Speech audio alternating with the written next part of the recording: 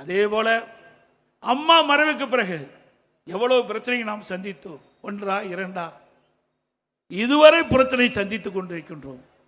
பொன்மனச்செம்மல் புரட்சி தலைவர் எம்ஜிஆர் 1972 அக்டோபர் 17 இந்த இயக்கத்தை தோற்றுவித்ததிலிருந்து இன்று வரை அனைத்து இந்திய அண்ணா திராவிட முன்னேற்ற கழகம் பல்வேறு சோதனைகளை சந்தித்துக் கொண்டிருக்கின்றது.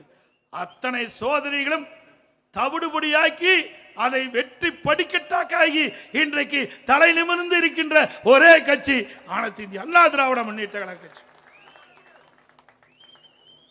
இந்தியாவிலும் சரி தமிழகத்திலும் சரி எத்தனையோ இயக்கங்கள் இருக்கின்றன.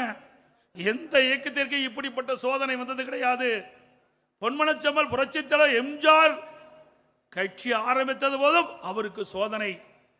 இதே புரட்சி தலைவி அம்மாள் புரட்சி தலைவர் மறைவுக்கு பிறகு அவர் தலைமை ஏற்று இந்த கட்சி நினைத்த போதும் அவருக்கு சோதனை.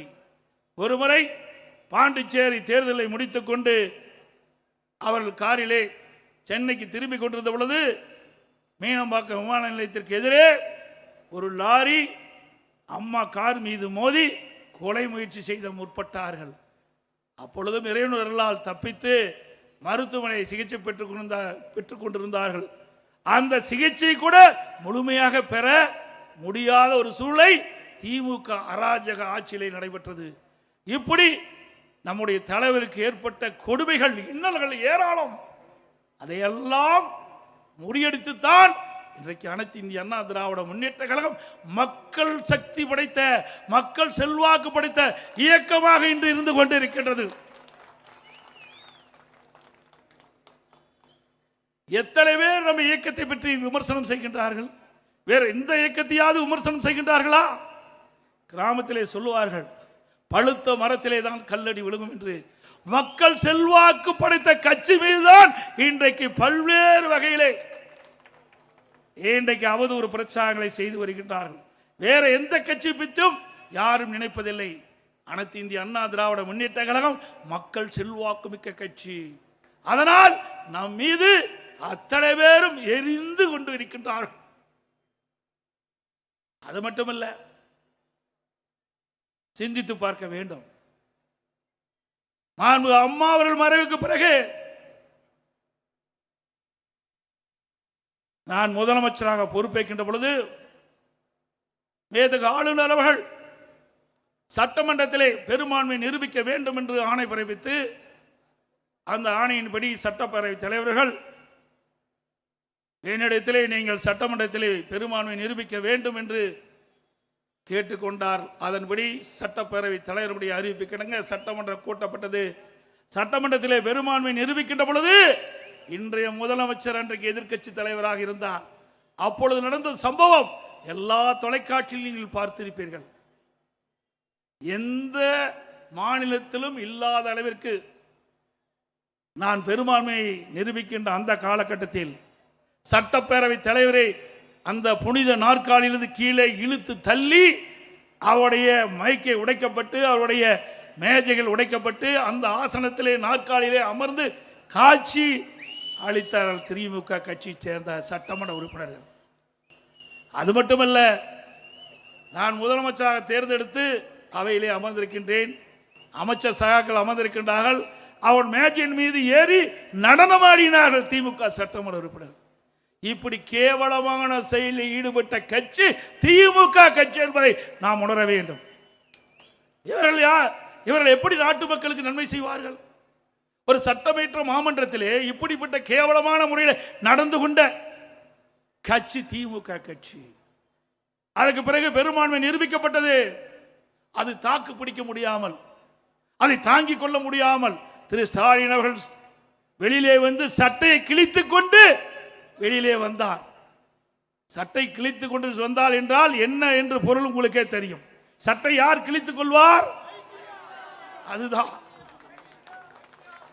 அதேபோல் 2026 சட்டமன்ற தேர்தலும் அண்ணா திமுக பெரும்பான்மையான இடங்களிலே வெற்றி பெற்று ஆட்சி அமைக்கும்.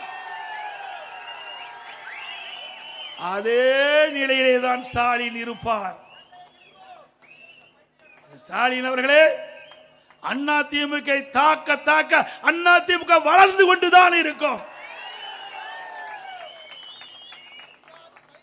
இன்றைக்கு ஆட்சி பொறுப்பேற்று 4.5 ஆண்டு காலம் நிறைவேற்று பெற்றுவிட்டது. இந்த 4.5 ஆண்டு திராவிட முன்னேற்ற கழக ஆட்சியில் என்ன சாதனை படைத்தீர்கள் தமிழ்நாட்டு மக்களுக்கு சிந்தித்து பாருங்கள்.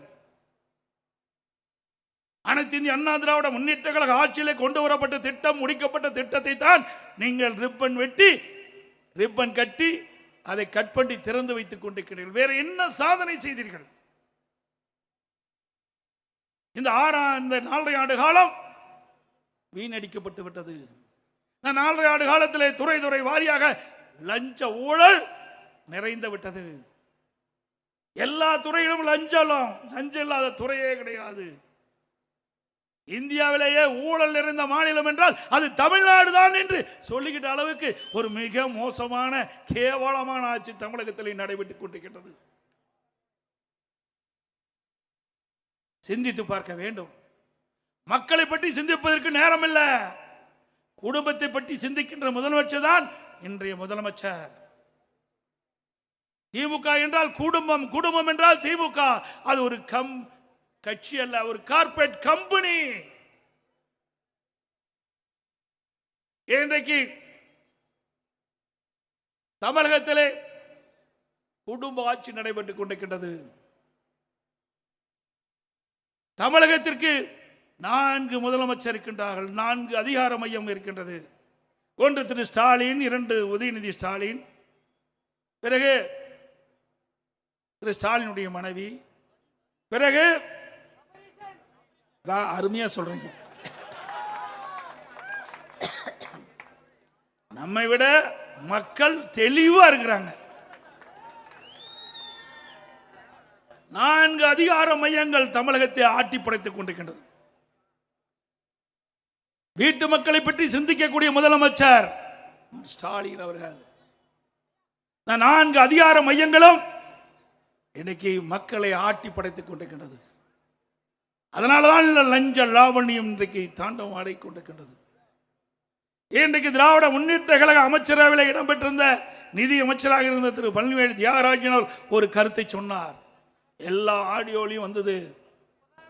இதுவரைக்கும் ஸ்டாலின் மறுக்கல, எதிர்ப்பு தெரிவிக்கல. அப்பொழுது அவர் அந்த ஆடியோவில் வெளியிட்ட கருத்து, திரு உதயநிதி ஸ்டாலின் அவர்களும் திரு சபரீசன் அவர்களும் சுமார் 30,000 கோடியை கையிலே வைத்துக் கொண்டு என்ன செய்வது என்று தடுமாறிக் கொண்டிருக்கிறார் என்று